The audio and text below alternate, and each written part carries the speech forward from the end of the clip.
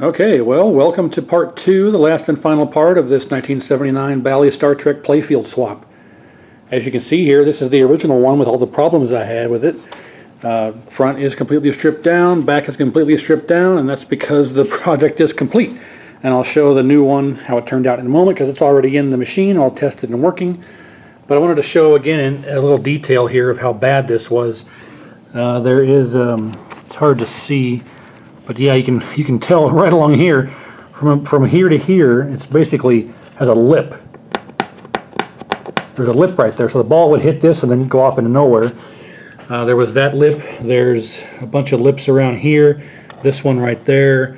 This one right here. Let's see, there's one right there. Another one right here.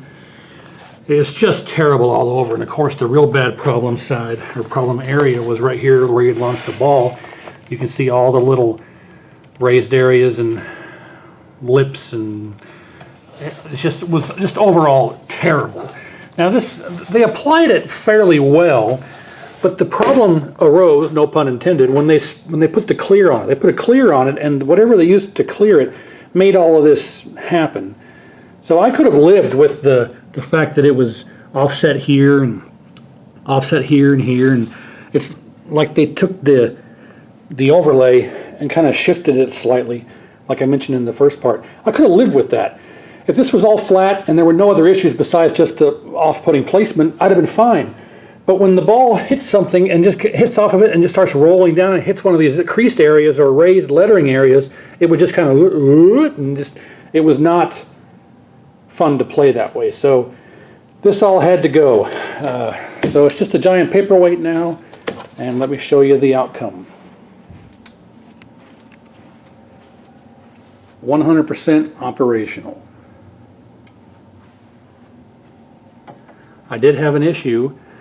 After I got everything back together and turned on, I actually had these two assemblies backwards. I had the switch, all the switches were correct for the positions, but when you hit this switch, this one would fire. When you hit this switch, both of these would fire. And that was because the capacitor on this switch was bad. I simply just took it off and it fixed that problem, but I had to swap these two assemblies. The switches were in the right spot, but the assemblies are backwards. So after swapping these assemblies, these all fire correctly. This fires this one fires that one fires that one. So I need to replace that capacitor on there. It's just for sensitivity for the switch, but it seems to work just fine without it, but I need to put a new one on there anyway. Other than that, everything was perfect. All the switches were registering, everything worked out great, turned out great, and you know, here it is. So I'm really happy with the turnout.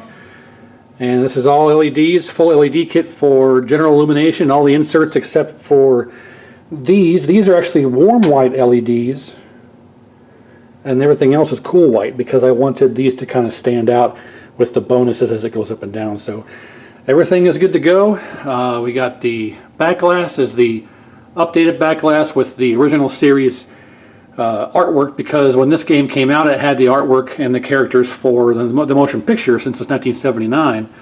It didn't make any sense because the Enterprise, well, it did make sense I guess, because the Enterprise was the refit from the motion picture, and they had all the cast of characters was just like this, only their uniforms were from the motion picture, and somebody re-imaged this to be their outfits and stuff from the original series ship. So I like this one much better. But yeah, that's it. I mean, everything worked out perfectly. The cabinet is in phenomenal shape. The back glass is brand new. Playfield's brand new. Everything is great. New legs, new leg protectors or cabinet protectors. The front's in good shape. I mean, overall, this cabinet and this whole machine is now basically, I don't want to say museum quality, but it's practically brand new for all intents and purposes. So yeah, real happy with the turnout, and everything works perfect. I don't have any credits on it, so let's put a couple of credits on it, or just, I guess one at least. All right, and let's hit start. Oh, the ball's in my pocket. Oh, it's over here, sorry. Just to pretend it went over into here. So let's see what happens here.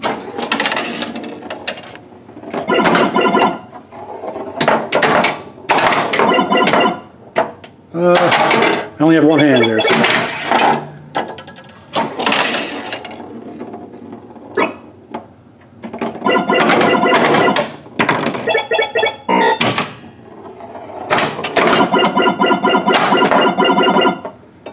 Let's try and hit the time warp bonus here. See if I can do it. Close.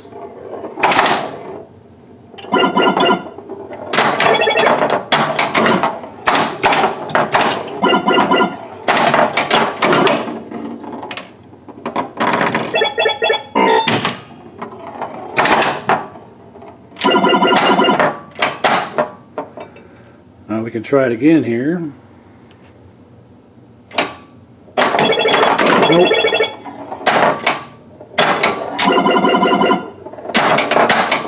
Well,